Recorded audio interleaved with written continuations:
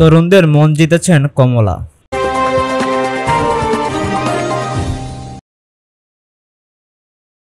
কয়েক মাস ধরে মানুষের ধারে ধারে যাচ্ছেন ডেমোক্রেটিক পার্টির তরুণ কর্মী ইয়াম্পিয়ারে লুগো।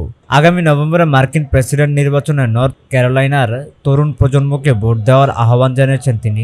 লোগো বলেন, নির্বাচনের দৌড়ে মার্কিন প্রেসিডেন্ট জো বাইডেন সরে দাঁড়ানোর পর কমলা হ্যারিস প্রার্থী হওয়ার পর থেকে তরুণদের মধ্যে ভোট দেওয়ার আগ্রহ বেড়েছে। যুক্তরাষ্ট্রের এবারের নির্বাচনে তরুণ প্রজন্মের ভোটারদের গুরুত্বপূর্ণ বলে বিবেচনা করা হচ্ছে।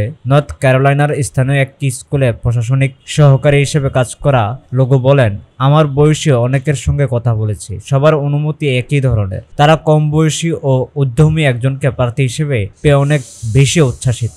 ডেমোক্রেটিক পার্টির এই সমর্থক আরও বলেন, অনেক মানুষ পুরোপুরি ভোট বর্জন করার কথা ভেবেছিলেন, কিন্তু বর্তমান ভাইস প্রেসিডেন্ট কমলা হ্যারিস প্রার্থী হওয়ার পর তারা তাকে সমর্থন দিচ্ছেন।